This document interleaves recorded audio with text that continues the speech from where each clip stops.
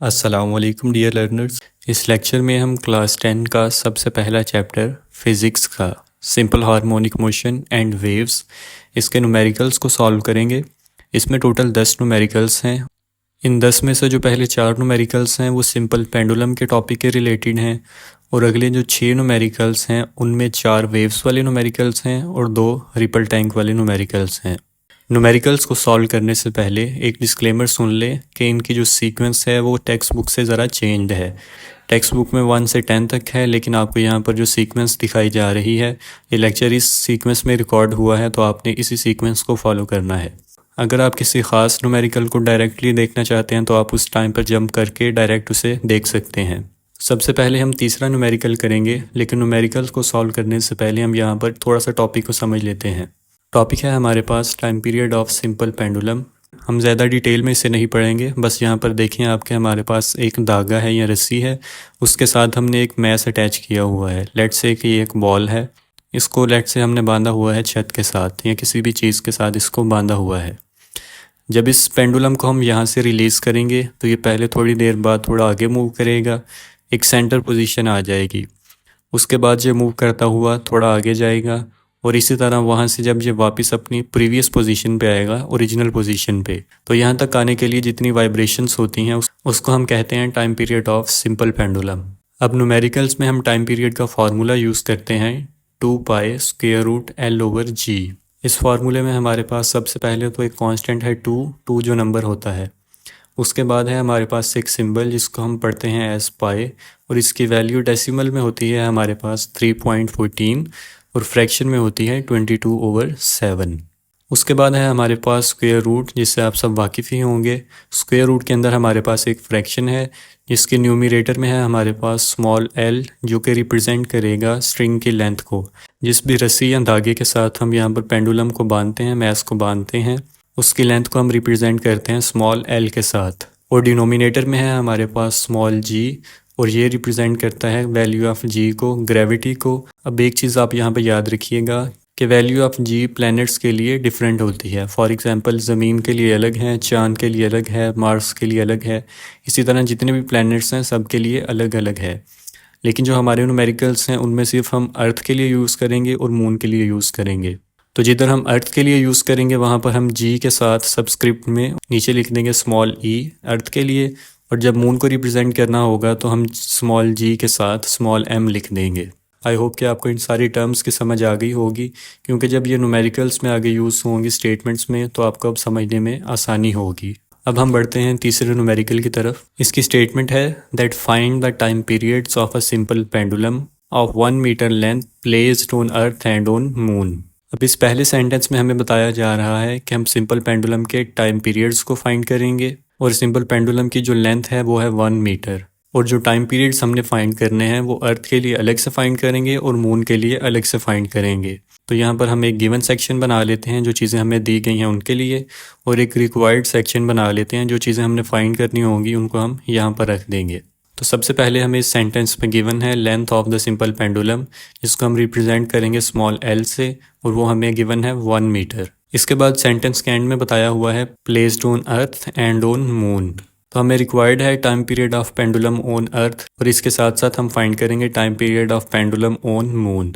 तो time period को हम रिप्रेजेंट करते हैं कैपिटल टी के साथ, और क्योंकि अर्थ के लिए और मून के लिए अलग अलग होगा तो अर्थ के लिए हम साथ स्मॉल ई लगाएंगे और मून के लिए साथ स्मॉल एम लिख देंगे। इसके बाद हमें सेकंड सेंटेंस में बताया जा रहा है that the value of g on the surface of moon is 1/6 of its value on earth, where g e is 10 metre per second square. तो यहाँ पर हमें वैल्यू ऑफ जी गिवन है अर्थ के लिए, जिसको हम रिप्रेजेंट करेंगे स्मॉल जी और ई के साथ, और ये वैल्यू है हमारे पास 10 मीटर पर सेकेंड स्क्वेयर। इसके साथ हमें इस सेंटेंस में ये बताया गया है कि मून के ऊपर जो वैल्यू ऑफ जी है वो होगी 1/6 ऑफ इट्स वैल्यू ऑन अर्थ, यानी कि ज़मीन पर जितनी वैल्यू है जी की उसका छठा हिस्सा होगा मून के ऊपर। तो उसको फाइंड करने के लिए हम लिख देंगे value of g on moon is equal to g m equals to g e over 6। क्योंकि हमें छठा हिस्सा फाइंड करना है तो वैल्यू ऑफ जी को हम ऊपर रखेंगे और 6 को नीचे रख देंगे। 10/6 को हम डिवाइड करेंगे तो इन दोनों को डिवाइड करने के बाद हमारे पास आंसर आएगा 1.6666। तो इसको राउंड ऑफ करने के बाद हमारा आंसर आ जाएगा 1.67 और इसकी यूनिट है मीटर पर सेकंड स्क्वायर। अब हमें स्टेटमेंट में जो चीज़ें गिवन थी और रिक्वायर्ड थी उनको हम लिख चुके हैं। इसके बाद हम लिखेंगे फार्मूला जो कि हम इस क्वेश्चन में यूज़ करेंगे। तो जैसे कि हमने अभी पीछे पढ़ा है कि टाइम पीरियड का फार्मूला होता है capital T which is equal to 2 pi square root L/G। अब इसके बाद हम बढ़ते हैं सॉल्यूशन की तरफ और चलते हैं नेक्स्ट पेज पर। तो सबसे पहले हम फाइंड करेंगे time period of pendulum on earth. इसके लिए सबसे पहले टाइम पीरियड का फार्मूला लिखेंगे और एक चीज़ यहाँ पर आप देखिएगा कि जिधर टाइम पीरियड होगा उसके साथ भी हम E लिखेंगे और G के साथ भी E लिखेंगे क्योंकि ये अर्थ के लिए फाइंड कर रहे हैं। इसके बाद हमें वैल्यूज़ पुट करनी है। तो पाई की वैल्यू है हमारे पास 3.14 और लेंथ है हमारे पास 1 मीटर। इसी तरह से वैल्यू ऑफ G हमें गिवन है 10, तो उसको भी हम लिख देंगे। अब वैल्यूज़ को पुट करने के बाद हम यहाँ पर चीज़ों को कैलकुलेट करना शुरू करेंगे। तो सबसे पहले हमें डिवाइड करना है 1 को 10 के साथ। 1 को 10 के साथ डिवाइड करने के बाद हमारे पास आंसर आ जाएगा 0.1। अब हमें इस नंबर का स्क्वायर रूट लेना है। स्क्वायर रूट लेने के बाद हमारे पास जो आंसर आएगा वो नॉन टर्मिनेटिंग होगा। तो इसके लिए हम क्या करेंगे, हम डेसिमल के बाद जो 4 डिजिट्स होंगे उनको लिख देंगे और चौथे डिजिट को राउंड ऑफ भी करेंगे। अब यहाँ पर क्योंकि चौथा डिजिट 2 है वो राउंड ऑफ तो होगा नहीं क्योंकि उसके बाद नेक्स्ट डिजिट 2 है, तो यहाँ पर हम लिख देंगे 0.3162। अब यहाँ पर हमारे पास तीनों टर्म्स आ चुकी हैं और ये तीनों आपस में मल्टीप्लाई हो रही हैं। इन तीनों को हम आपस में मल्टीप्लाई करेंगे 1 बाय 1। 2 को मल्टीप्लाई करेंगे पहले 3.14 के साथ, उसके बाद जो आंसर आएगा उसको मल्टीप्लाई कर देंगे 0.3162 के साथ। इनको मल्टीप्लाई करने के बाद हमारे पास रिजल्ट आया है 1.9857। तो लेट्स से कि हम यहाँ पर लिख देते हैं 1.98। अब 1.9 को जब हम राउंड ऑफ करते हैं तो वो अप्रॉक्सीमेटली 2 बनेगा और टाइम पीरियड का यूनिट होता है हमारे पास सेकंड्स, तो उसको भी हम यहाँ पर लिख देंगे। बिल्कुल इसी तरह से हम सेकंड पार्ट को भी सॉल्व करेंगे। तो नेक्स्ट पेज पर है हमारे पास सेकंड पार्ट, इसमें हम फाइंड करेंगे time period of pendulum on moon. Formula again वही सेम रहेगा, सिर्फ जहाँ पर E था उसको हम रिप्लेस कर देंगे M के साथ और वैल्यूज़ भी सेम रहेंगी, सिर्फ इसमें वैल्यू चेंज होगी G की। तो अर्थ के लिए हमने 10 लिखा था, तो अब मून के लिए हम उसको चेंज कर देंगे 1.67 में। अब इसमें सबसे पहले हम स्क्वायर रूट को कैलकुलेट करेंगे। तो 1 को डिवाइड करना है हमें 1.67 के साथ। इसको डिवाइड करने के बाद हमारे पास आंसर आएगा 0.5988। अब हमारे पास जो आंसर आया है उसका हमें स्क्वायर रूट लेना है। स्क्वायर रूट लेने के बाद हमारे पास नंबर आ जाएगा 0.7738। अब अगेन हमारे पास पिछले पार्ट की तरह यहाँ पर 3 टर्म्स हैं, तो 2 को मल्टीप्लाई करेंगे 3.14 के साथ। आंसर आ गया हमारे पास 6.28। इसको मल्टीप्लाई कर देंगे 0.7738 के साथ। मल्टीप्लिकेशन के बाद जो हमारे पास रिज़ल्ट आया है उसमें से हम आंसर में लिखेंगे 4.85। अब क्योंकि 8 के बाद डिजिट है 5, तो प्रीवियस डिजिट में यानी कि 8 में हमें 1 ऐड करना है। तो राउंड ऑफ करने के बाद हमारे पास आंसर बनेगा 4.9 सेकेंड्स। इसके बाद हम सॉल्व करते हैं न्यूमेरिकल नंबर 10.4 को। इसकी स्टेटमेंट है that a simple pendulum completes 1 vibration in 2 seconds. यानी कि जो हमारे पास सिंपल पेंडुलम है उसका जो टाइम पीरियड होगा वो है हमारे पास 2 सेकंड्स। तो सबसे पहले हम गिवन सेक्शन के अंदर टाइम पीरियड लिख लेंगे, वो होगा 2 सेकंड्स। सेकंड सेंटेंस में बताया जा रहा है दैट कैलकुलेट इट्स लेंथ, हमें फाइंड करनी है इसकी लेंथ। तो रिक्वायर्ड सेक्शन में हम लिख देंगे लेंथ ऑफ सिंपल पेंडुलम, जिसको कि हम फाइंड करेंगे। और आखिरी चीज़ हमें बताई गई है that G is equal to 10 metre per second square. तो इस G की वैल्यू को हम गिवन सेक्शन में लिख देंगे। अब क्योंकि हमें सिंपल पेंडुलम की लेंथ फाइंड करनी है तो उसके लिए फार्मूला हम देखेंगे। तो फार्मूला तो हमारे पास एक ही है टाइम पीरियड का। अब आप इस टाइम पीरियड वाले फार्मूले में एक चीज़ करेंगे कि इसमें हमारे पास लेंथ है ज़रूर, लेकिन वो स्क्वायर रूट के अंदर है और वो भी राइट साइड पे है। तो हम इसको सॉल्व करने से पहले इस फार्मूले को सिंप्लीफाई करेंगे। अब जो हमारे पास सिंपल फार्मूला होता है टाइम पीरियड का वो है 2 पाई स्क्वायर रूट L/G। अब इसमें हम लेंथ को एक साइड पर रखेंगे और बाकी सारी चीज़ों को दूसरी साइड पे शिफ्ट करते जाएंगे। तो राइट साइड पे हमारे पास 2 पाई ये मल्टीप्लाई हो रहे हैं, तो इनको हम लेफ्ट साइड पर डिवाइड कर देंगे। इसके बाद हमारे पास राइट साइड पे स्क्वायर रूट है, उसको भी हमें रिमूव करना है, तो हम दोनों साइड पे स्क्वायर ले लेंगे। जब दोनों साइड्स पे हम स्क्वायर लेंगे तो लेफ़्ट साइड पे तो हमारे पास स्क्वायर आएगा ही, लेकिन राइट साइड पे जो स्क्वायर होगा वो कैंसिल हो जाएगा स्क्वायर रूट के साथ। इस तरह से हमारे पास राइट साइड पे सिर्फ लेंथ और वैल्यू ऑफ G बच जाएंगे। अब इसमें वैल्यू ऑफ G क्योंकि लेंथ के साथ डिवाइड हो रहा है तो ये लेफ़्ट साइड पर मल्टीप्लाई हो जाएगा। अब ये जो हमारे पास फार्मूले की नई शेप आई है, इसको यूज़ करके हम इस न्यूमेरिकल को सॉल्व करेंगे। तो नेक्स्ट पेज पे हम सबसे पहले जो हमारे पास वैल्यूज़ गिवन है उनको फार्मूले में पुट करेंगे। फार्मूला हम यहाँ पर लिख देते हैं। इसके बाद हम वैल्यूज़ पुट करेंगे। जी की वैल्यू है हमारे पास 10, टाइम पीरियड भी हमें क्वेश्चन में ही गिवन था 2। इसी तरह से 2 फार्मूले का है और उसको मल्टीप्लाई कर रहे हैं हम पाई की वैल्यू के साथ 3.14 के साथ। अब वैल्यूज़ को पुट करने के बाद सबसे पहले हम ब्रैकेट वाली टर्म्स को सॉल्व करेंगे। तो क्योंकि ब्रैकेट के बाहर स्क्वायर है तो हम अंदर वाली टर्म्स का स्क्वायर लेंगे। अब नेक्स्ट स्टेप में हमारे पास न्यूमरेटर में आ जाएगा 10 मल्टीप्लाई बाय 4। क्योंकि ऊपर 2 था तो 2 का हम स्क्वायर लेंगे, वो आ जाएगा 4। इसी तरह से डिनोमिनेटर में भी हमारे पास 2 था, उसका भी स्क्वायर लेंगे तो आ जाएगा 4। और 3.14 का जब स्क्वायर लेंगे तो आंसर आएगा 9.8। अब क्योंकि हमारे पास न्यूमरेटर में और डिनोमिनेटर में 4 नंबर दोनों सेम हैं तो इन दोनों को हम आपस में कैंसिल आउट कर देंगे। इसके बाद जो हमारे पास फ्रैक्शन बच गई है वो है 10/9.8। तो 10 को हम डिवाइड करेंगे 9.8 के साथ। अब जो हमारे पास यहाँ पर रिज़ल्ट आया है उसमें से हम लिख देंगे 1.02। और क्योंकि हम लेंथ फाइंड कर रहे हैं तो लेंथ का यूनिट है हमारे पास मीटर। इसके बाद नेक्स्ट हम सॉल्व करेंगे न्यूमेरिकल नंबर 10.1 को। इसकी स्टेटमेंट है that the time period of a simple pendulum is 2 seconds. तो इस सेंटेंस में हमें टाइम पीरियड गिवन है, तो गिवन सेक्शन में हम सबसे पहले time period of the pendulum लिख देंगे जो कि है 2 सेकेंड्स। इसके बाद नेक्स्ट हमसे पूछा गया है what will be its length on the earth. तो ये चीज़ हमें कैलकुलेट करनी है, तो इसको हम रिक्वायर्ड सेक्शन में लिखेंगे length of pendulum on earth, और इसको हम रिप्रेजेंट करेंगे स्मॉल एल और ई के साथ। इसी तरह नेक्स्ट हमसे पूछा गया है what will be its length on the moon. हमें पेंडुलम की लेंथ मून के लिए भी फाइंड करनी है, तो उसको रिप्रेजेंट करने के लिए हम स्मॉल एल और एम यूज़ करेंगे। अब यही दो चीज़ें हमें इस न्यूमेरिकल में रिक्वायर्ड हैं। आगे हमें बताया गया है if g m is equal to g e over 6 where g e is equal to 10 metre per second square. तो यहाँ पर वैल्यू ऑफ जी हमें गिवन है अर्थ के लिए और वो है 10 मीटर पर सेकेंड स्क्वेयर। तो स्टेटमेंट के लास्ट में हमें वैल्यू ऑफ जी मून के लिए भी गिवन है, और जी एम को हमने कैसे कैलकुलेट करना है इसको हम थ्योरम नंबर 3 में, जो कि हम पहले कर चुके हैं, उसमें ऑलरेडी डिस्कस कर दिया है। तो इसकी वैल्यू डायरेक्टली यहाँ पर लिख देते हैं 1.67 मीटर पर सेकेंड स्क्वेयर। इसके बाद जो हमें रिक्वायर्ड चीज़ें हैं उनके लिए फार्मूला अगेन हमारे पास टाइम पीरियड वाला ही है, एक ही फार्मूला हम यूज़ कर रहे हैं। लेकिन क्योंकि हमें टाइम पीरियड नहीं चाहिए, लेंथ को हम फाइंड कर रहे हैं, तो जैसे कि हमने पिछले न्यूमेरिकल में इस टाइम पीरियड के फार्मूले को सिंप्लीफाई करके ऑलरेडी लेंथ के लिए नया फार्मूला बना दिया है, तो उसी को हम यहाँ पर डायरेक्टली इम्प्लीमेंट करेंगे। तो जब इसमें से हम उसको सिंप्लीफाई कर लेंगे तो length is equal to value of g multiply by t square over 2 pi, ये फार्मूला हमारे पास बनेगा। अब हमें दो चीज़ें रिक्वायर्ड हैं, तो नेक्स्ट पेज पर सबसे पहले हम पहली चीज़ को फाइंड करेंगे। इसके लिए फार्मूला हम यहाँ पर लिख देंगे। फार्मूले में इसके बाद हमें वैल्यूज़ पुट करनी है। वैल्यू ऑफ जी हमें गिवन है 10 और टाइम पीरियड है हमारे पास 2। इसी तरह से डिनोमिनेटर में हमारे पास कांस्टेंट 2 है और पाई की वैल्यू हम लिखेंगे 3.14। इसके बाद नेक्स्ट स्टेप में हम यहाँ पर स्क्वायर को ओपन कर देंगे। ऊपर हमारे पास 2 का स्क्वायर है जो कि 4 बन जाएगा, तो न्यूमरेटर में हमारे पास दो वैल्यूज़ हो जाएंगी 10 मल्टीप्लाई बाय 4।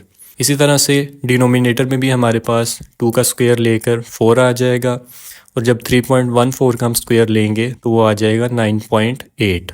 अब जो 4 नंबर है वो डिनोमिनेटर में भी और न्यूमरेटर में दोनों में कॉमन है, तो इन दोनों को हम यहाँ पर कैंसिल आउट कर देंगे, तो हमारे पास फ्रैक्शन बच जाएगी 10/9.8। अब कैलकुलेटर पर हम 10 को डिवाइड करेंगे 9.8 के साथ, तो हमारे पास आंसर आ जाएगा 1.02, और लेंथ की यूनिट होती है हमारे पास मीटर्स। बिल्कुल इसी पैटर्न को फॉलो करते हुए हम length of pendulum on moon find करेंगे। तो नेक्स्ट पेज पे है हमारे पास सेकंड पार्ट LM फाइंड करने के लिए। फार्मूला अगेन वही यूज़ करेंगे, बस जिधर हम अर्थ को रिप्रेजेंट करने के लिए E लिख रहे थे उसको हम रिप्लेस कर देंगे M के साथ। इसके बाद वैल्यूज़ अगेन ऑलमोस्ट सेम रहेंगी, सिर्फ वैल्यू ऑफ जी चेंज होगी जो कि है 1.67। अगेन हम स्क्वायर को उसी तरह से ओपन करेंगे और 4 ऊपर भी और नीचे भी दोनों में अभी भी सेम है, तो दोनों को कैंसिल आउट कर देंगे। और इस पार्ट में हमारे पास फ्रैक्शन बनेगी 1.67 डिवाइडेड बाय 9.8। तो जब हम इस फ्रैक्शन को कैलकुलेट करेंगे तो हमारे पास आंसर आएगा 0.17 मीटर्स। इसके बाद हमारे पास इस टॉपिक का लास्ट न्यूमेरिकल है 10.2। इस न्यूमेरिकल की स्टेटमेंट है that a pendulum of length 0.99 metre is taken to the moon by an astronaut. इस सेंटेंस में हमें लेंथ गिवन है तो गिवन सेक्शन के अंदर हम लेंथ ऑफ पेंडुलम को मेंशन कर देंगे और इस न्यूमेरिकल में सिर्फ मून को डिस्कस किया हुआ है, यहाँ पर अर्थ नहीं है, तो हम लेंथ के साथ मून को मेंशन करेंगे। तो लेंथ हमें गिवन है 0.99 मीटर्स। इसके बाद नेक्स्ट सेंटेंस है that the period of the pendulum is 4.9 seconds. तो हमें सेकंड चीज़ जो गिवन है वो टाइम पीरियड है, तो इसको भी हम गिवन सेक्शन में लिख देंगे that t is equal to 4.9 seconds. इसके बाद स्टेटमेंट का लास्ट पार्ट है that what is the value of g on the surface of moon. अब ये चीज़ हमें इस न्यूमेरिकल में रिक्वायर्ड है, इस चीज़ को हम कैलकुलेट करेंगे। तो इस न्यूमेरिकल में हमें value of g eight moon ये कैलकुलेट करनी है और इसको हम रिप्रेजेंट करेंगे gm के साथ। अब फार्मूला अगेन क्योंकि सिंपल पेंडुलम की बात हो रही है तो इसमें हमारे पास फार्मूला टाइम पीरियड का ही है। अब इस फार्मूले में अगर हम देखें तो हमारे पास value of g square root के डिनोमिनेटर में है। तो दोबारा से जैसे हमने लेंथ के लिए फार्मूले को सिंप्लीफाई किया था, अगेन हम वैल्यू ऑफ g के लिए भी इसी फार्मूले को सिंप्लीफाई करेंगे। तो नेक्स्ट पेज पे सबसे पहले हम इस फार्मूले को लिखेंगे। अब इसको सिंप्लीफाई करना है तो राइट साइड से 2 पाई जो मल्टीप्लाई हो रहे हैं स्क्वायर रूट के साथ, उनको हम लेफ़्ट साइड पे लाकर डिवाइड कर देंगे टाइम पीरियड के साथ। इसके बाद राइट साइड पे स्क्वायर रूट भी है, तो हम स्क्वायर रूट को ख़त्म करने के लिए दोनों साइड्स पर स्क्वायर लेंगे। जब हम स्क्वायर लेंगे दोनों साइड्स पर तो राइट साइड के ऊपर स्क्वायर रूट कैंसिल हो जाएगा स्क्वायर के साथ। अब हमारे पास जो फ्रैक्शन है उसमें ऊपर लेंथ है और नीचे वैल्यू ऑफ g है, लेकिन हमें फार्मूला कुछ इस तरह से डिज़ाइन करना है कि वैल्यू ऑफ g न्यूमरेटर में हो और लेंथ को भी हमें लेफ़्ट साइड पे शिफ्ट करना है। तो नेक्स्ट स्टेप में हम रेसिप्रोकल ले लेंगे दोनों साइड्स के ऊपर। रेसिप्रोकल से होगा क्या, तो दोनों साइड्स के ऊपर जो फ्रैक्शन है उनके डिनोमिनेटर न्यूमरेटर में शिफ्ट हो जाएंगे और न्यूमरेटर्स डिनोमिनेटर में शिफ्ट हो जाएंगे। तो लेफ़्ट साइड पे 2 पाई नीचे था वो ऊपर शिफ्ट हो जाएगा और टाइम पीरियड ऊपर लिखा हुआ था तो उसको हम नीचे लिख देंगे। इसी तरह से राइट साइड के ऊपर वैल्यू ऑफ g डिनोमिनेटर में थी, इसको हम ऊपर शिफ्ट कर देंगे और जो लेंथ थी उसको हम डिनोमिनेटर में लिख देंगे। अब एक आखिरी काम बच गया है कि जो वैल्यू ऑफ g के डिनोमिनेटर में लेंथ है इसको भी हमें यहाँ से रिमूव करना है। तो क्योंकि ये इस साइड पे डिवाइड हो रही है तो लेफ़्ट साइड पर जाके ये मल्टीप्लाई हो जाएगी। अब हमारे पास फाइनल फार्मूला बना है value of g is equal to length multiply by 2 pi over time period whole square. अब वैल्यू ऑफ g को फाइंड करने के लिए हमारे पास फार्मूला बन गया है, तो इसमें हमें सिर्फ वैल्यूज़ पुट करनी है। अब नेक्स्ट पेज के ऊपर यहाँ पर फार्मूला लिखा हुआ है तो इसमें हम वैल्यूज़ को पुट करेंगे। लेंथ की वैल्यू हमें गिवन है 0.99, 2 यहाँ पर कांस्टेंट है और पाई की वैल्यू आ जाएगी 3.14। इसके साथ साथ टाइम पीरियड हमें गिवन है 4.9, उसको भी हम डिनोमिनेटर में लिख देंगे। अब सबसे पहले हमारे पास जो ब्रैकेट में एक्सप्रेशन है उसको हम सॉल्व करेंगे। तो 2 को मल्टीप्लाई करेंगे हम 3.14 के साथ, तो इसको मल्टीप्लाई करने से आंसर आएगा 6.28। फिर इसको हमें डिवाइड करना है 4.9 के साथ। 4.9 के साथ डिवाइड करने के बाद हमारे पास रिजल्ट आएगा 1.2816। भी ब्रैकेट के बाद क्योंकि हमारे पास स्क्वायर है तो इसका हमें स्क्वायर भी फाइंड करना है, तो हम इस डेसिमल वैल्यू का स्क्वायर लेंगे और उसके बाद हमारे पास रिजल्ट आएगा 1.6424। अब हमारे पास यहाँ पर सिर्फ 2 ही वैल्यूज़ हैं तो इन दोनों को हमें आपस में मल्टीप्लाई करना है। मल्टीप्लाई करने के बाद हमारे पास यहाँ पर आंसर आएगा 1.625। अब 5 को हमें राउंड ऑफ करना है तो हम उससे जो प्रीवियस नंबर है 2 उसमें 1 ऐड कर देंगे तो हमारे पास आंसर आ जाएगा 1.63 और इसके साथ हमें वैल्यू ऑफ g का यूनिट मेंशन करना है metre per second square. I hope कि ये सिंपल पेंडुलम के जो 4 न्यूमेरिकल्स थे ये आपको समझ में आ गए होंगे। इसके बाद अगला टॉपिक है हमारे पास relation between velocity, frequency and wavelength. अब अगले हमारे पास जितने भी न्यूमेरिकल्स बच गए हैं उनमें हम वेव्स को ही डिस्कस करेंगे। तो न्यूमेरिकल्स को सॉल्व करने से पहले हम इस कॉन्सेप्ट को और जो फार्मूले हम यूज़ करेंगे उनको पढ़ते हैं। Wave is a disturbance in a medium which travels from one place to another. Wave क्या है, बेसिकली ये किसी मीडियम के अंदर डिस्टर्बेंस है जो कि किसी एक पॉइंट से दूसरे पॉइंट तक ट्रैवल करती है। लेट्स से कि हमारे पास पानी का मीडियम है, जैसे कि समंदर के अंदर पानी होता है। अब समंदर के अंदर भी जो लहरें होती हैं वो डिस्टर्बेंस है किसी एक पॉइंट से, किसी एक साइड से लहरें बनना शुरू होती हैं और वो ट्रैवल करती हैं दूसरी साइड की तरफ, साहिल की तरफ वो ट्रैवल करती हैं and hence has a specific velocity. और जब लहरें एक जगह से दूसरी जगह ट्रैवल करती हैं तो उनकी एक मखसूस रफ्तार भी होगी। अब इस थ्योरी से हम यहाँ पर जो फार्मूला लिखेंगे वो है v is equal to d/t। ये फार्मूला आपने 9th क्लास में भी पढ़ा हुआ है डिस्प्लेसमेंट वाले टॉपिक के अंदर, और अब इसको हम वेव्स वाले टॉपिक में भी यूज़ करेंगे।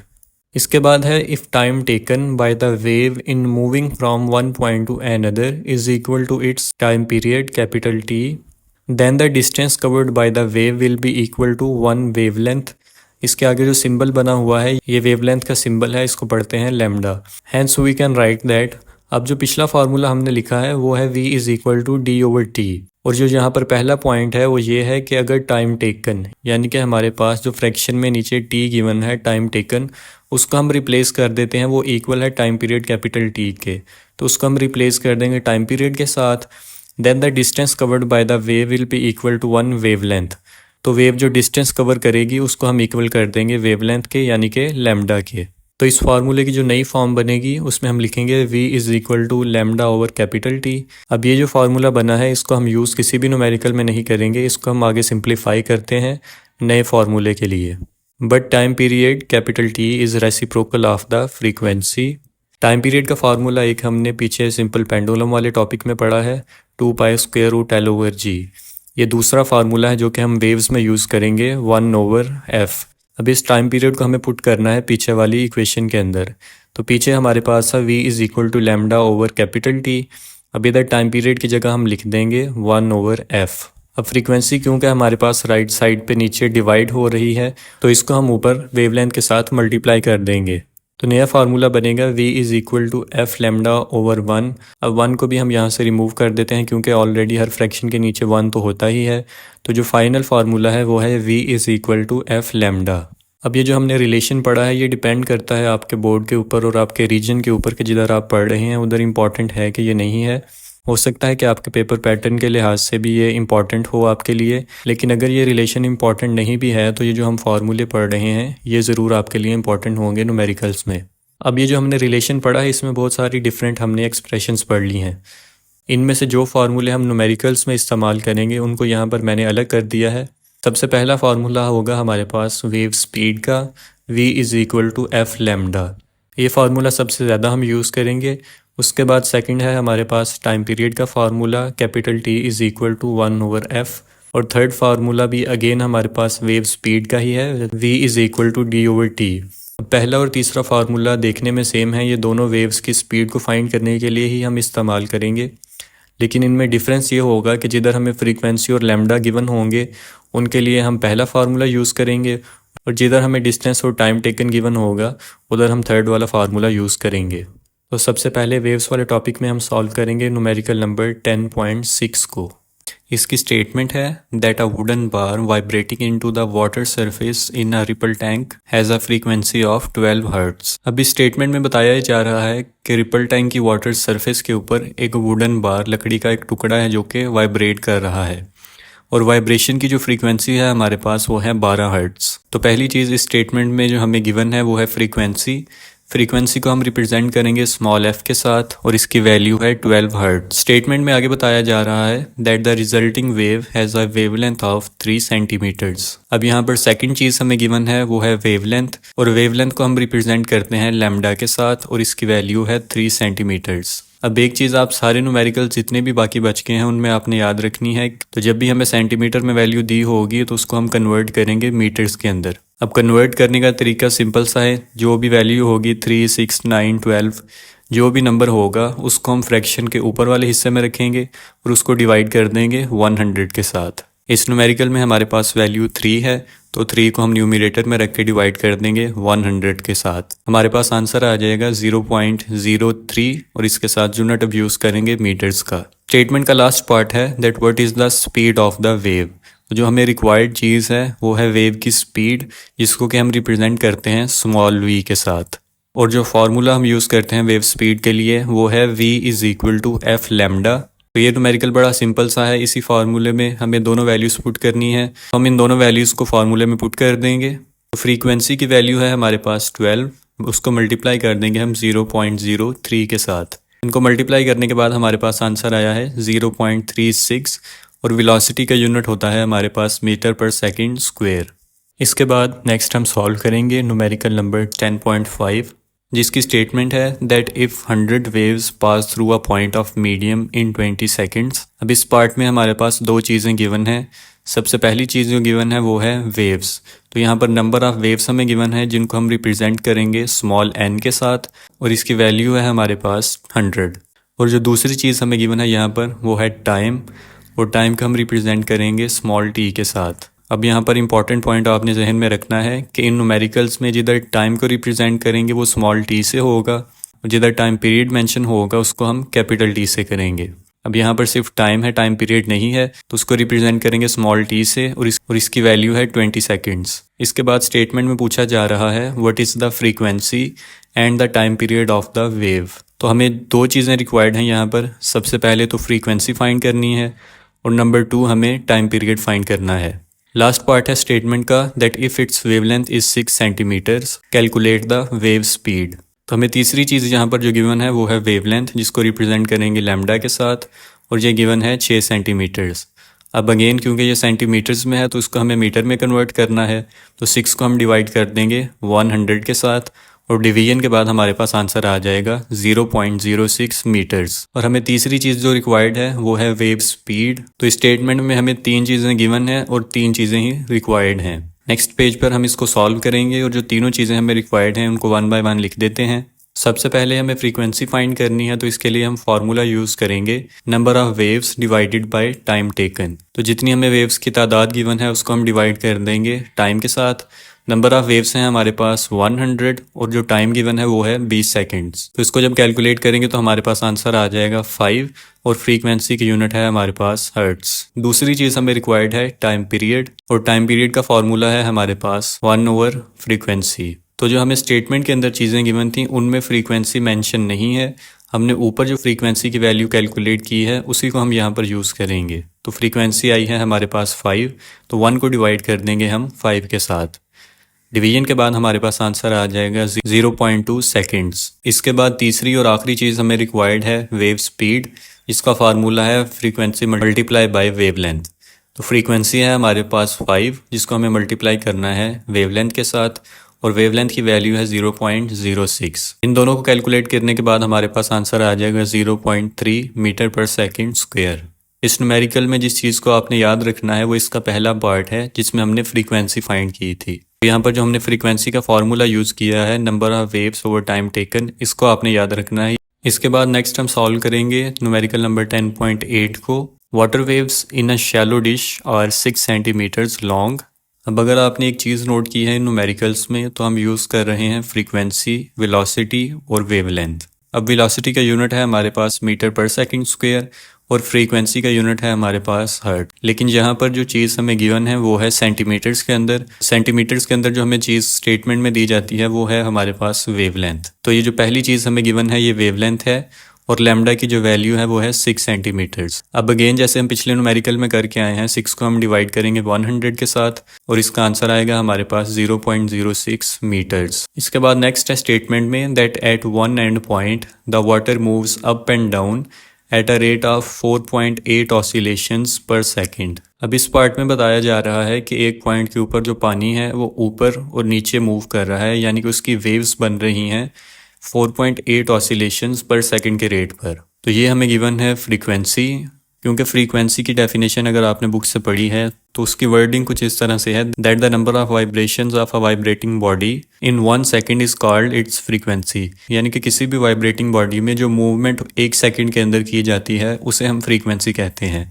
तो यहाँ पर भी जो हमें चीज़ गिवन है कि जो पानी मूवमेंट कर रहा है वो 1 सेकेंड के अंदर बताई जा रही है 4.8 ऑसिलेशंस हैं। तो फ्रीक्वेंसी हमें गिवन है 4.8, और इसका यूनिट है हमारे पास हर्ट्स। अब जो चीज़ें रिक्वायर्ड हैं वो दो चीज़ें यहाँ पर ऑलरेडी लिखी हुई हैं।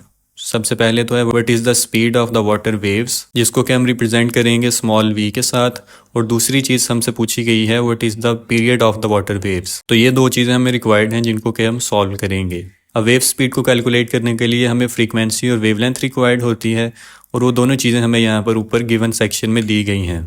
तो नेक्स्ट पेज पर सबसे पहले हम सॉल्व कर लेते हैं वेव स्पीड को, जिसका फार्मूला है एफ लैम्डा। एफ की वैल्यू है हमारे पास 4.8, और मल्टीप्लाई करेंगे उसको 0.06 के साथ। इन दोनों को मल्टीप्लाई करने के बाद हमारे पास आंसर आ जाएगा 0.288, और इसको जब हम राउंड ऑफ करेंगे क्योंकि लास्ट डिजिट हमारे पास 5 से बड़ा है तो उसके पीछे जो 8 है उसको हम इंक्रीमेंट कर देंगे 1 के साथ, और फाइनल आंसर आ जाएगा हमारे पास 0.29 मीटर पर सेकेंड स्क्वेयर। अब इसके बाद हमें दूसरी चीज़ कैलकुलेट करनी है टाइम पीरियड। और टाइम पीरियड को फाइंड करने का सादा सा फार्मूला है कि हम 1 को डिवाइड कर देते हैं फ्रीक्वेंसी के साथ। फ्रीक्वेंसी हमें गिवन है 4.8, तो हम 1 को इसके साथ डिवाइड कर देंगे। डिवीजन के बाद हमारे पास जो आंसर आ रहा है वो है 0.208। अब क्योंकि यहाँ पर थर्ड डिजिट हमारे पास 8 है, तो इससे पिछले डिजिट में हम 1 ऐड कर देंगे, तो हमारे पास फाइनल आंसर आएगा 0.21 सेकेंड्स। अगला न्यूमेरिकल है 10.10। इसकी स्टेटमेंट है what is the wavelength of the radio waves transmitted by an FM station at 90 megahertz where 1 mega is equal to 10⁻6 and speed of radio waves is 3 multiplied by 10⁸8 metre per second. अब इस statement में जो सबसे पहली चीज़ हमें required है वो है वेवलेंथ। तो रिक्वायर्ड सेक्शन में हम लिखेंगे वेवलेंथ ऑफ रेडियो वेव्स, यानी कि हमें लैम्डा फाइंड करना है। उसके बाद हमें स्टेटमेंट में बताया गया है कि जो रेडियो वेव्स ट्रांसमिट की जाती हैं एफएम स्टेशन पे उनकी फ्रीक्वेंसी है 90 मेगाहर्ट्ज। तो गिवन सेक्शन में हम पहली चीज़ लिखेंगे फ्रीक्वेंसी, और ये पता कैसे चला कि ये फ्रीक्वेंसी है, जो हमें वैल्यू दी गई है 90 मेगा, इसके साथ क्योंकि यूनिट हर्ट्स लगा हुआ है तो हर्ट्स के अंदर फ्रीक्वेंसी को ही मेजर किया जाता है। तो फ्रीक्वेंसी आ जाएगी हमारे पास 90 मेगाहर्ट्ज, और इसके साथ साथ लिखा हुआ है that 1 capital M is equal to 10⁻6। अभी ये आपने 9th क्लास के पहले चैप्टर में प्रीफिक्सेस में पढ़ा था कि कैपिटल एम यूज़ किया जाता है मेगा के लिए और स्मॉल एम को यूज़ करते हैं हम मिली के लिए। अब यहाँ पर क्योंकि कैपिटल एम है और उसकी वैल्यू भी गिवन है 10⁻6, तो गिवन सेक्शन में हम इसकी वैल्यू लिख देंगे 90 मल्टीप्लाई बाई 10⁻6 हर्ट्ज। फ्रीक्वेंसी के साथ साथ हमें स्पीड ऑफ रेडियो वेव्स भी गिवन है, यानी कि v की वैल्यू है 3 multiply by 10⁸8 metre per second. अब जो हम फार्मूला यूज़ कर रहे हैं वो है v is equal to f lambda, लेकिन इस न्यूमेरिकल में हमें लैम्डा फाइंड करना है जो कि राइट साइड पर है, तो हम फार्मूले को ही सिंप्लीफाई कर देंगे। इसमें मुश्किल चीज़ नहीं है, क्योंकि लैम्डा के साथ फ्रीक्वेंसी मल्टीप्लाई हो रही है, तो हम फ्रीक्वेंसी को लेफ़्ट साइड पर वेलोसिटी से डिवाइड करवा देंगे। तो फ्रीक्वेंसी लेफ़्ट साइड पर जाके वेलोसिटी से डिवाइड हो जाएगी। तो अब हम लैम्डा को बआसानी यहाँ पर फाइंड कर लेंगे। अब इस नए फार्मूले में हम वैल्यूज़ को पुट करेंगे। तो ऊपर हमने वैल्यू लिखनी है वेलोसिटी की 3 मल्टीप्लाई बाई 10⁻8, और नीचे फ्रीक्वेंसी हमें गिवन है 90 मल्टीप्लाई बाई 10⁻6। अब यहाँ पर हम पहले दोनों ये जो हमें पावर्स दी हुई हैं इनको सॉल्व करेंगे। तो पावर्स को जब भी हम फ्रैक्शन में ऊपर से नीचे या नीचे से ऊपर शिफ्ट करते हैं, अगर प्लस में हो तो वो माइनस में चेंज हो जाएंगी, और अगर माइनस में हो तो उनको हम प्लस में चेंज कर देते हैं। अब यहाँ पर हमारे पास एक पावर है 8 और दूसरी है 6। तो 6 यहाँ पर छोटी पावर है, तो इसको हम बड़ी पावर की तरफ शिफ्ट करेंगे। 6 नीचे प्लस के अंदर है, ये ऊपर जाकर माइनस में हो जाएगी। अब इन दोनों की यहाँ पर हमारे पास बेसिस सेम है, क्योंकि दोनों की बेस 10 है, तो पावर्स आपस में ऐड हो जाएंगी। तो नई फ्रैक्शन के अंदर हम लिखेंगे 3 मल्टीप्लाई बाई 10⁻8 - 6 डिवाइडेड बाई 90। जब 8 में से हम 6 को माइनस करेंगे तो पीछे हमारे पास 2 बच जाएगा, बाकी चीज़ें यहाँ पर सेम रहेंगी। 10⁻2 का मतलब होता है 100, और फिर इसके बाद हम 3 को मल्टीप्लाई कर देंगे 100 के साथ, और न्यूमरेटर में हमारे पास आ जाएगा 300 और नीचे हमारे पास ऑलरेडी गिवन है 90। अब कैलकुलेटर पर हम इन दोनों को डिवाइड कर देंगे। इन दोनों को डिवाइड करने के बाद हमारे पास जो आंसर आ रहा है वो नॉन टर्मिनेटिंग है, तो हम यहाँ पर सिर्फ लिख देंगे 3.33 मीटर्स। इसके बाद सेकंड लास्ट न्यूमेरिकल है 10.7। इसकी स्टेटमेंट है that a transverse wave produced on a spring. एक स्प्रिंग के ऊपर ट्रांसवर्स वेव प्रोड्यूस की जा रही है and it has a frequency of 190 hertz, और इस वेव की फ्रीक्वेंसी है 190 hertz and travels along the length of the spring of 90 metres in 0.5 seconds. अब जिस स्प्रिंग के ऊपर वेव को प्रोड्यूस किया गया है उसकी लेंथ है 90 मीटर्स, और जिस टाइम के अंदर ये वेव ट्रैवल करेगी वो टाइम हमें गिवन है 0.5 सेकेंड्स। इस स्टेटमेंट के अंदर हमें 3 चीज़ें गिवन है। सबसे पहले तो फ्रीक्वेंसी गिवन है जो कि 190 हर्ट्स है। दूसरी चीज़ हमें गिवन है length of the spring which is 90 metres. तीसरी और आखिरी चीज़ हमें गिवन है time small t which is equal to 0.5 seconds. अब स्टेटमेंट के अंदर ही हमें बताया गया है कि कौन सी 3 चीज़ें हमें फाइंड करनी है। सबसे पहले हम टाइम पीरियड को कैलकुलेट करेंगे, नंबर 2 हमें स्पीड ऑफ वेव कैलकुलेट करनी है, और नंबर 3 हमें वेव की वेवलेंथ कैलकुलेट करनी है। अब यहाँ पर हमें जो गिवन है चीज़ें और जो रिक्वायर्ड हैं उन तीनों को यहाँ पर लिख देते हैं। इस न्यूमेरिकल के अंदर एक ट्रिकी पॉइंट है जो आपको कंफ्यूज करेगा, तो उसको मैं यहाँ पर कोशिश करता हूँ कि आपको क्लियर हो जाए। सबसे पहले हमें चीज़ रिक्वायर्ड है टाइम पीरियड, जिसका हम फार्मूला यूज़ करते हैं t = 1/f। अब टाइम पीरियड को फाइंड करना इजी है क्योंकि फ्रीक्वेंसी हमें गिवन है तो उसको हम आसानी से कैलकुलेट कर लेंगे। नंबर 2 हमें फाइंड करनी है speed of the wave. Wave speed को कैलकुलेट करने के लिए हमारे पास दो फार्मूले होते हैं। इस कॉन्सेप्ट को भी हम पीछे डिटेल से पढ़ के आए हैं। अब वही कॉन्सेप्ट इस न्यूमेरिकल में और अगले न्यूमेरिकल में भी यूज़ होगा। अब वेव स्पीड का एक फार्मूला है v is equal to f lambda. अगर हम गिवन चीज़ों के अंदर देखें तो हमारे पास फ्रीक्वेंसी है लेकिन लैम्डा हमें गिवन नहीं है, तो इस फार्मूले को तो हम इधर यूज़ नहीं कर सकते क्योंकि वेवलेंथ तो हमने ऑलरेडी नंबर 3 पॉइंट पे हमें वो फाइंड करनी है। तो एफ लैम्डा वाला फार्मूला तो हम यूज़ नहीं कर सकते। दूसरा ऑप्शन है हमारे पास v is equal to d over t. इस फार्मूले को हम यूज़ करेंगे। इसके लिए जो हमें टाइम रिक्वायर्ड है वो तो हमें गिवन है और दूसरी चीज़ हमें चाहिए डिस्प्लेसमेंट। अब इस क्वेश्चन के अंदर जो हमें स्प्रिंग की लेंथ गिवन है 90 मीटर्स, उसको हम यूज़ करेंगे एज अ डिस्प्लेसमेंट। क्वेश्चन के अंदर हमें बताया गया था कि स्प्रिंग के ऊपर जो वेव है वो स्प्रिंग की लेंथ के जितना ट्रैवल करेगी, तो इस वजह से हम इस लेंथ को एज डिस्प्लेसमेंट यूज़ करेंगे। तो डिस्प्लेसमेंट है हमारे पास 90 मीटर्स और वेवलेंथ के लिए हमारे पास एक ही फार्मूला है, हम उसे ही यूज़ करेंगे।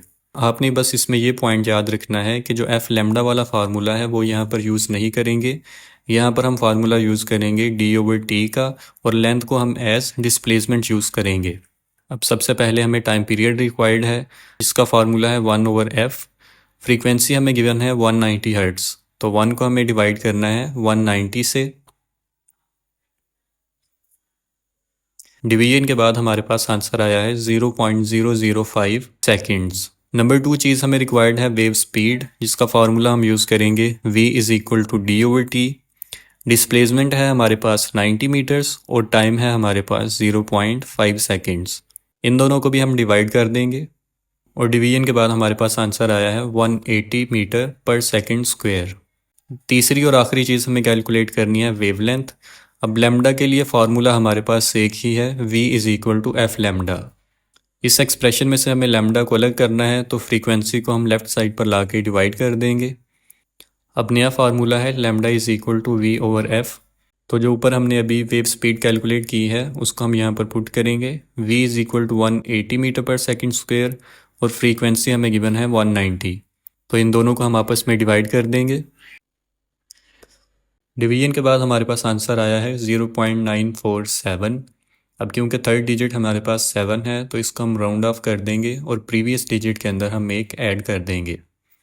फाइनल रिज़ल्ट आ जाएगा हमारे पास 0.95 मीटर्स। पार्ट नंबर ए और सी तो हमारा सिमिलर ही है पिछले न्यूमेरिकल से, लेकिन जो पार्ट नंबर बी है उसमें सिर्फ एक चेंजिंग की गई है कि एफ लैम्डा की बजाय हमने डी ओवर डी वाला फार्मूला यूज़ किया है। आपने इस न्यूमेरिकल नंबर 10.7 और 10.9 के लिए याद रखना है कि जो हमें लेंथ गिवन होगी उसको हम एज डिस्प्लेसमेंट यूज़ करेंगे। इसके बाद हमारे पास एक ही न्यूमेरिकल बच गया है 10.9।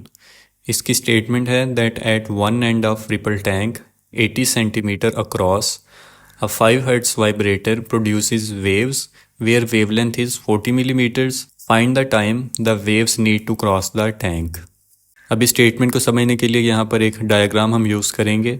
जो पिछले न्यूमेरिकल्स गुजरे हैं वेव्स वाले और सिंपल पेंडुलम्स वाले, उनमें डायग्राम्स मैंने खुद नहीं यूज़ किए क्योंकि वो स्टेटमेंट्स ज़रा ईजी थी तो उनके लिए इनकी ज़रूरत नहीं थी। जो स्टेटमेंट्स थोड़ी कन्फ्यूजिंग होंगी उनके अंदर मैं खुद डायग्राम्स इंक्लूड कर दूंगा ताकि आपको सही से समझ आ जाए। अब इस डायग्राम में हमारे पास एक टेबल है और टेबल के ऊपर यहाँ पर एक ऑसिलेटिंग पैडल है। बेसिकली ये हमारे पास एक वुडन बार है, लकड़ी का एक टुकड़ा है और इस पैडल के ऊपर हमारे पास एक मोटर लगी हुई है, वाइब्रेटर लगा हुआ है और इस वाइब्रेटर के कनेक्शंस पीछे पावर सप्लाई के साथ हैं। अब जब इस वाइब्रेटर को हम पावर सप्लाई करेंगे तो ये वाइब्रेटर इस पैडल को ऑसिलेट करेगा जिससे इस सरफेस के ऊपर वेव्स पैदा होंगी और जो वेव्स होती हैं उनको देखने के लिए यहाँ पर नीचे एक स्क्रीन लगी हुई है। इस स्क्रीन के ऊपर जितनी भी वेव्स होंगी यहाँ पर रिफ्लेक्ट होती हैं। अब हम न्यूमेरिकल की स्टेटमेंट पर वापस आते हैं। At one end of ripple tank 80 centimetre across.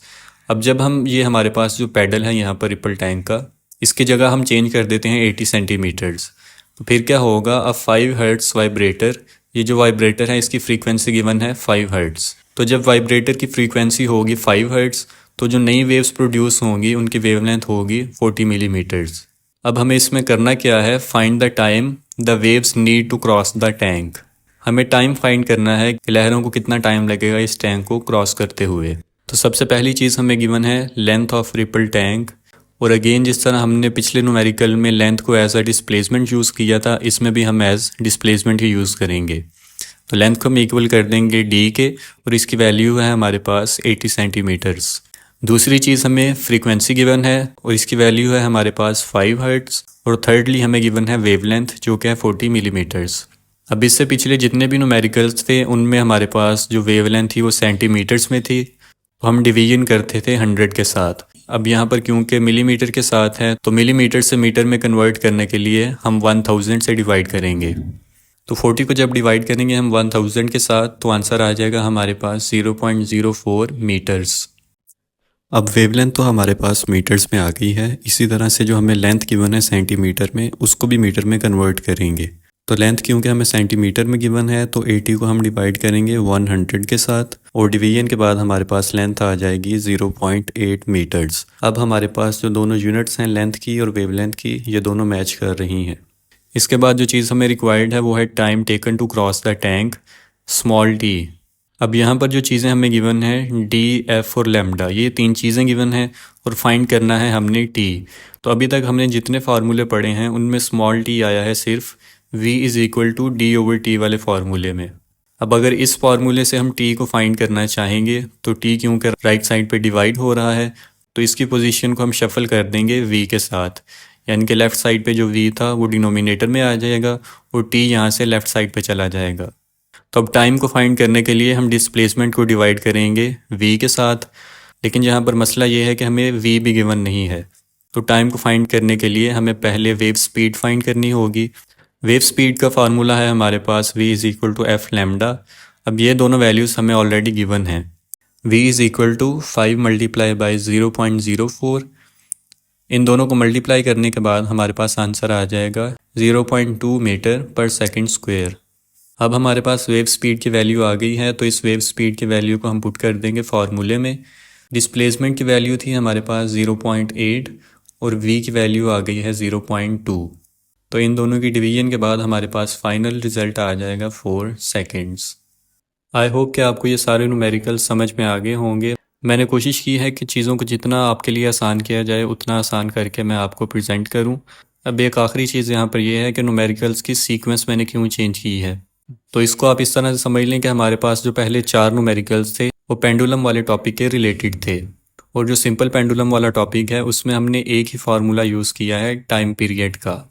अब सबसे पहले हमने सॉल्व किया था न्यूमेरिकल 10.3, क्योंकि इसके अंदर हमने सिर्फ टाइम पीरियड का ही फार्मूला यूज़ करना था, तो इस वजह से इस न्यूमेरिकल को मैंने सबसे पहले आपको सॉल्व करवाया।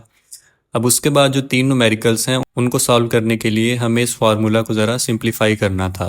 तो 10.3 के बाद फिर मैंने आपको न्यूमेरिकल 10.4 सॉल्व करवाया, क्योंकि उसके अंदर हमें लेंथ फाइंड करनी थी और फार्मूले को थोड़ा सा सिंप्लीफाई करना था। तो ये थोड़ा सा ज़रा लंबा प्रोसीजर था, इस वजह से इसको मैंने थोड़ा बाद में करवाया। उसके बाद आपको न्यूमेरिकल नंबर 10.1 करवाया मैंने तीसरे नंबर पे। अब इसकी एक वजह ये भी है कि न्यूमेरिकल 10.4 और 10.1 ये दोनों सेम है। न्यूमेरिकल 10.1 के बेसिकली हमारे पास 2 पार्ट्स थे, यानी कि हमें 2 लेंथ्स फाइंड करनी थी। अगर आप उस पर ध्यान दें तो उसका जो पहला पार्ट है वो बिल्कुल सेम टू सेम 10.4 की कॉपी है, वो दोनों सेम है। और लास्ट पे हमें एक ही न्यूमेरिकल था जिसमें वैल्यू ऑफ जी फाइंड करनी थी, तो उसको मैंने चौथे नंबर पे करवाया है, क्योंकि उसके लिए अगेन हमें फार्मूला को सिंप्लीफाई करना था। तो सीक्वेंस चेंज करने का मकसद यही है कि आपको एक तरतीब के साथ चीज़ें समझाई जाएँ ताकि आपको आसानी से समझ आ जाए। इस पूरे चैप्टर में हमने सिर्फ 5 ही फार्मूले इस्तेमाल किए हैं। सबसे पहले टाइम पीरियड वाला फार्मूला है। सबसे पहले हमने सिंपल पेंडुलम के टाइम पीरियड के लिए फार्मूला यूज़ किया था 2π√L/g, और दूसरा फार्मूला भी टाइम पीरियड का ही है, लेकिन ये वेव्स के टॉपिक के लिए है। ये है capital T is equal to 1/f। तीसरा फार्मूला है वेव स्पीड का, v is equal to f lambda. चौथा फार्मूला अगेन वेव स्पीड का है, v is equal to d/d। अब यहाँ पर ये आपको लिस्ट देने का मकसद ये है कि आपको डिफरेंस पता चल जाए कि किस फार्मूले को किस किस न्यूमेरिकल में यूज़ करना है। तो जो पहला टाइम पीरियड वाला फार्मूला है उसको सिंपल पेंडुलम वाले टॉपिक्स में इस्तेमाल करेंगे, और जो वेव्स वाले न्यूमेरिकल्स होंगे उनमें हम सेकंड टाइम पीरियड वाला फार्मूला इस्तेमाल करेंगे। इसी तरह से वेव स्पीड के भी 2 फार्मूले हैं, सेम हैं, small v is equal to f lambda और d/t। जो d/t वाला फार्मूला है उसका हम सिर्फ न्यूमेरिकल नंबर 7 और 9 में इस्तेमाल करेंगे, बाकी सारे न्यूमेरिकल्स में हम f लैम्डा वाला ही फार्मूला इस्तेमाल करेंगे। और एक पांचवा और आखिरी फार्मूला हमने यूज़ किया है फ्रीक्वेंसी का, f is equal to number of waves divided by time taken. ये फार्मूला सिर्फ न्यूमेरिकल नंबर 5 में इस्तेमाल हुआ है, उसके अलावा ये कहीं पर भी इस्तेमाल नहीं हुआ, लेकिन क्योंकि यहाँ पर सारे फार्मूले की लिस्ट बनानी थी तो इस वजह से मुझे इसको भी इंक्लूड करना पड़ा है। अब टोटल यही 5 फार्मूले हैं जिनको आप यूज़ करेंगे बार बार न्यूमेरिकल्स के अंदर।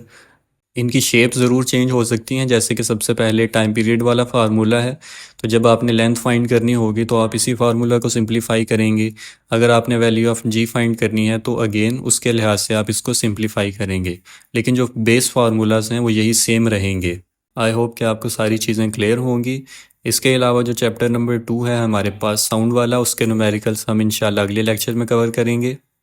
इसके अलावा अगर आप कोई चीज़ एक्स्ट्रा से इंक्लूड करवाना चाह रहे हैं लेक्चर में तो आप उसको ज़रूर सजेस्ट करें। आज के लेक्चर के लिए बस इतना कुछ ही था। Thank you so much for watching and until next time, अल्लाह हाफिज़।